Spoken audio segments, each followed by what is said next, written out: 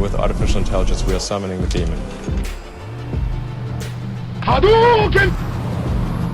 Damn, I'm good. Oh boy, we're gonna have a swell time tonight. Hello, welcome back to A Boring Revolution, your number one news source for everything in regards to The Boring Company. Hope you are well today. So we're going to do a very brief news episode today, covering on a few topics that have occurred over last week. Now, I was going to do this video on Saturday, and it's just been a nightmare. So hopefully we can get into this, and you appreciate that some of the news is a little bit old, but it's very important news, and it's important that we talk about it. So first piece of news is this excellent drone footage by a fine gentleman, chap Ambrose, who lives close to the Bastrop test tunnel site, multiple test tunnel site, and he's been having a look at the new tunnel that's being built as we speak. As you can see, he's got an excellent picture of the conveyor belt system, something that we want to learn a bit more about, because this has been a problematic thing for the Boring Company to make this thing work reliably. Looks like there's been some considerable changes since last year. You've refined it, and we can see it's removing spoil at quite a considerable rate. This tunnel that's being constructed is in the region of around 550 to 600 feet long. So that's around, let's say 170, 175 meters, something in that kind of ballpark. Interesting to see how that develops, and hopefully chap will keep us informed. What other news have we got? So this article is an excellent article, which was in the EU Statesman in the business section. So Elon Musk's Boring Co has floated the idea of building a tunnel from Tesla to downtown Austin. So we've already known about this project. I've talked about this in my quarterly review, but it gives a bit more information about what's going on. Feel free to pause the video if you want to read what's on the screens. But the kind of key points here are emails between the city and representatives from the Boring Co show this was just one of the ideas the company has proposed, including a tunnel between downtown Austin, which would be quite difficult to link up with, and Giga, Texas. Now, we know about the 2-mile tunnel at Giga, Texas. We wonder whether that is in addition to this and would therefore connect up to it. Tesla's massive manufacturing facility. It is unclear how far along Austin's projects could be, how many there might be, and whether they are viable. Well, I'll tell you this now, if they are not built, they are not going to be viable. The Boring Company will only build viable tunnels because it is a business and it wants to make money. The Boring is involved in a number of product lines based on tunneling services to transport passengers between stations using autonomous vehicles at up to 150 miles per hour. I really wish the Boring Company had never used that number, because it's always going to get thrown out now. I wish they'd just said we're aiming for 100 miles per hour, because when they exceed it, then it looks good. But if they only ever do 128 miles per hour, the local press will put that down as a failure, which it certainly is not. Let's have a look. So this is a great article. I'll link it below. Let's go here. So what the Boring Company is considering and hurdles it would face. The company exchanged emails and set up meetings with the city of Austin across various departments between August 2021 and March 2022, including the city's Development Service Department and its Transportation Department. The emails primarily involve Brian Gettinger. Now, I keep hearing that name a lot as I go through articles, as I get into conversations with people who are familiar with this matter. Brian is kind of the wheeler dealer for the Boring Company. He's out there trying to garner where he can and can't build, and what specific authorities want built, what they don't want built, how much money is going to be on the table from public funds. Will they have to provide all the funds themselves? He's in there basically as a bit of a sales guru for the Boring Company. and he's a very important person at the Boring Company at this very moment in time. Gettinger is the company's business development lead, told city staffers that the company's ideas included a tunnel that would stretch from downtown Austin to Giga Texas. We know that. I had a conversation this morning with Michael Gates about the Boring Company's plans to construct a transit tunnel system from Giga Texas to downtown Austin, and he suggested I connect with you. So he's obviously working his way up the chain. All this is pretty much what we know, but it's summarised in an article, and I encourage you to read it. In a follow-up email, Jennifer Verhulst, the city's Assistant Director of Land Development Review, wrote that any right-of-way approvals might have to be done parcel by parcel and could entail hundreds of separate encroachment agreements. I mean, that's unbelievable, isn't it? No wonder projects in Florida and Nevada are moving faster, because that whole situation, it is difficult and requires hundreds of hours of work. So really what they could do is merge those various agreements into, say, several. So combine 20 into one agreement, something like that. Otherwise that is potentially going to knock back this project 12 to 18 months. There's some talk about Austin Convention Center tunnel. I mean, whatever's. What they want to do is they just want to build a tunnel. Just get something built. So that 2-mile tunnel they've been talking about linking the Gigafactory. Once that's up and running, then they can demonstrate it's safe, demonstrate how it's going to work, and then hopefully other projects will fall off that, like have happened at Las Vegas. Let's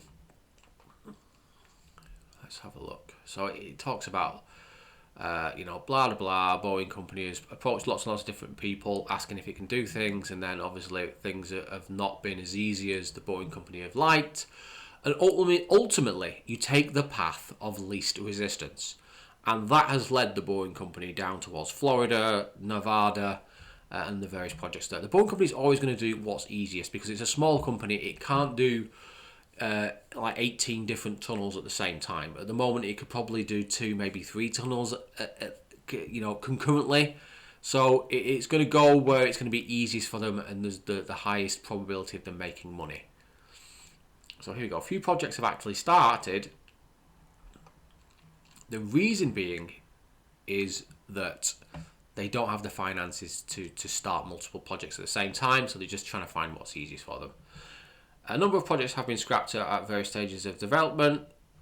Because regulations got in the way, old school regulations that would mean that it'd be 2 to 3 years of planning, and just thought, well, I can go somewhere else and do all this work in 8 months rather than doing it in 2.5 years. And also because they ran the numbers, and it's like, well, it's going to be difficult for us to make money here at this very moment in time.